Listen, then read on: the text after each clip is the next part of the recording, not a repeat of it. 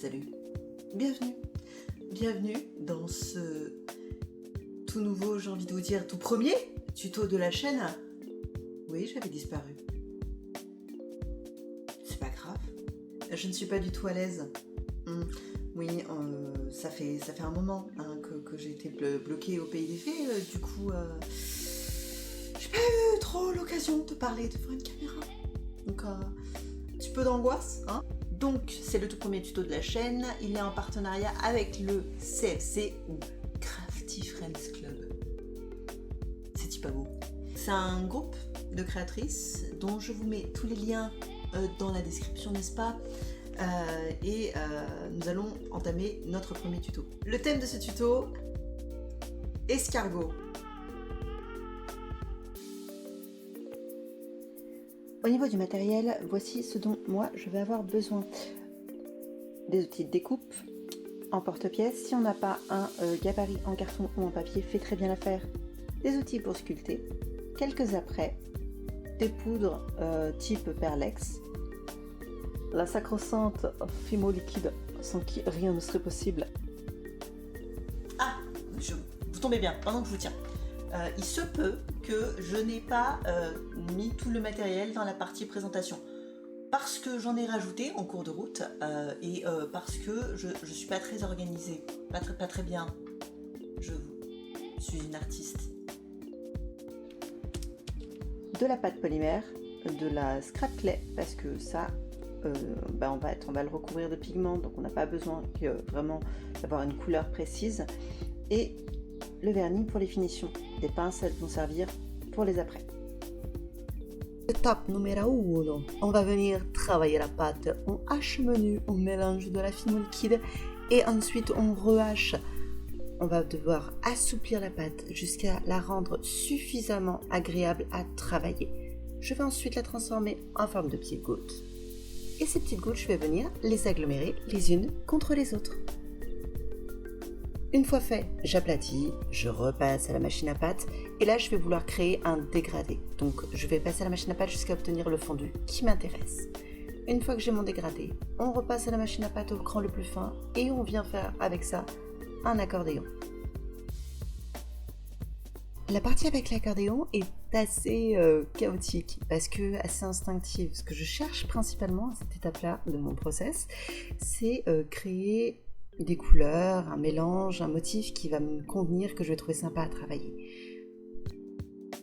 Une fois que j'ai créé la plaque qui me convient au niveau des couleurs, je vais venir y découper mes formes avec mon emporte-pièce. Ces formes de feuilles, je vais ensuite venir les détailler avec un outil. Pour détailler ma feuille, je vais utiliser un outil de sculpture de chez Cernit. Je le précise parce que on peut faire ce type de motif avec un peu tout, mais par contre je trouve que l'outil Cernit a une très bonne prise en main et qu'en plus de ça, il me permet d'avoir des finitions assez fines.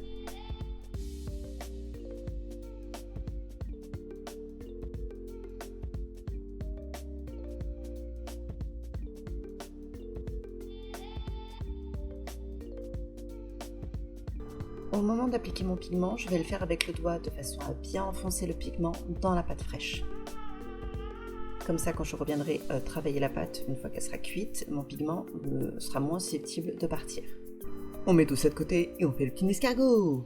Je me sers d'un emporte-pièce pour créer la même équivalence en termes de pâte pour que mes escargots aient à peu près le même gabarit.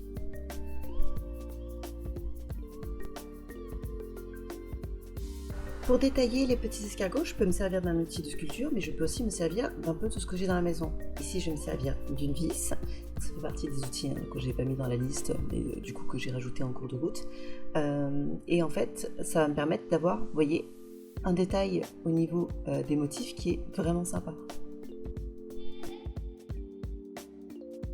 Ensuite, on va se servir d'un pinceau méga fluffy pour recouvrir les petits escargots de pigments et obtenir une couleur qui me convienne un peu plus. Avec de la fimo liquide, je fixe mes escargots aux feuilles et bam! On envoie tout ça au four, mes amis! Et pendant que c'est au four, je vais commencer à préparer des apprêts. Donc cet après, je vais transformer, en fait je vais créer des petites boucles, vous voyez, des petits fers à cheval bouclés sur les côtés. Je sais pas trop comment l'expliquer autrement. Pendant que tout est en cuisson, je peux aussi préparer ma semelle qui va être à l'arrière de mes pièces.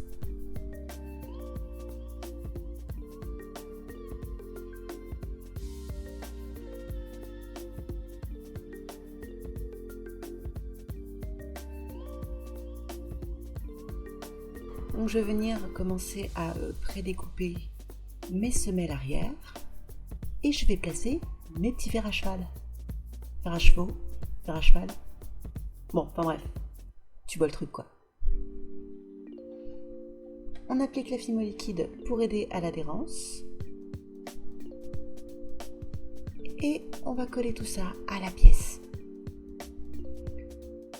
Là c'est le moment où je suis une grosse maniaque qui va soigner ces détails.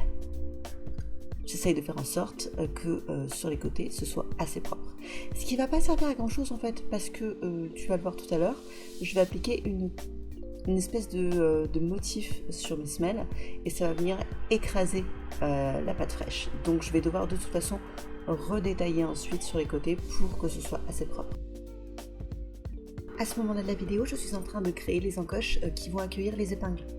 Une fois que je replace mon épingle, je vais repasser de la pâte fraîche, donc je vais remettre celle que j'avais précédemment enlevée, et surtout je vais enlever un petit peu d'excédent, de manière à ce que, en état de fonctionnement, l'épingle ne soit pas gênée par la pâte.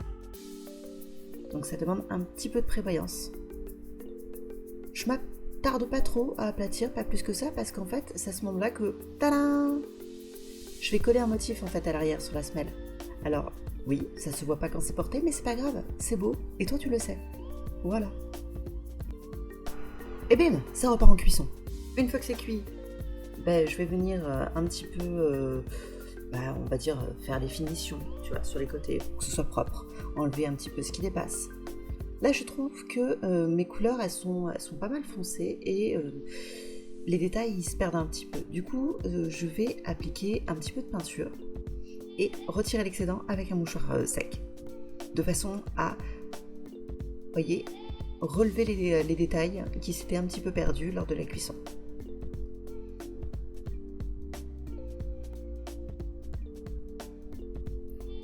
Et pendant que je frotte, vous voyez, le mica que j'avais appliqué précédemment au doigt, il part pas en fait, il reste là. Et d'ailleurs, il va être révélé par l'étape du vernis. Grosso modo, la pièce elle est finie, t'as vu? Donc c'est le passage qu'on adore, hein, c'est le passage où tu fixes les après. Je déteste le montage. Comme la plupart des créatrices, le montage c'est vraiment pas ma passion. Mais là, dans ce cas-là, il est plutôt rapide et en plus le résultat est plutôt cool, donc ça passe. Comme tu l'as vu, j'ai changé la couleur des après, parce que finalement, je me suis rendu compte que le doré, c'était pas ce qui matchait le plus avec les couleurs que j'avais choisies pour la pâte, l'escargot, plus la peinture que j'avais rajoutée.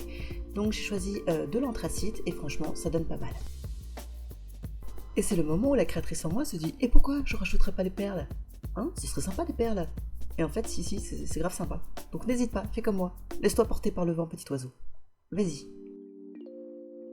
Et voici, pour ce tout premier tuto pour le CFC, notre thème escargot, un petit bijou pour des cols de chemise, qu'on peut aussi porter ailleurs que sur la chemise. Hein. Mais sur les chemises, c'est stylé. Voilà. Allez, zou! Un tuto, c'est une étincelle, c'est quelque chose qui va allumer les braises de votre imagination. Du coup, ne vous arrêtez pas ni aux couleurs que j'ai utilisées, ni aux formes que j'ai utilisées. Faites-en ce que vous voulez, mettez les couleurs que vous voulez. Si à la place des feuilles, vous voulez faire des plumes, des ailes, des fleurs, qu'importe, on s'en fout. Faites-vous plaisir. Envole-toi, petit papillon.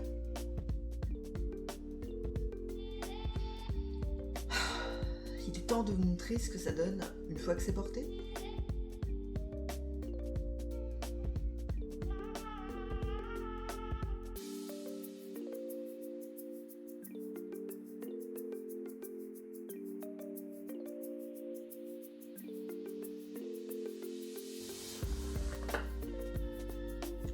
Prenez soin de vous et à bientôt. Bye.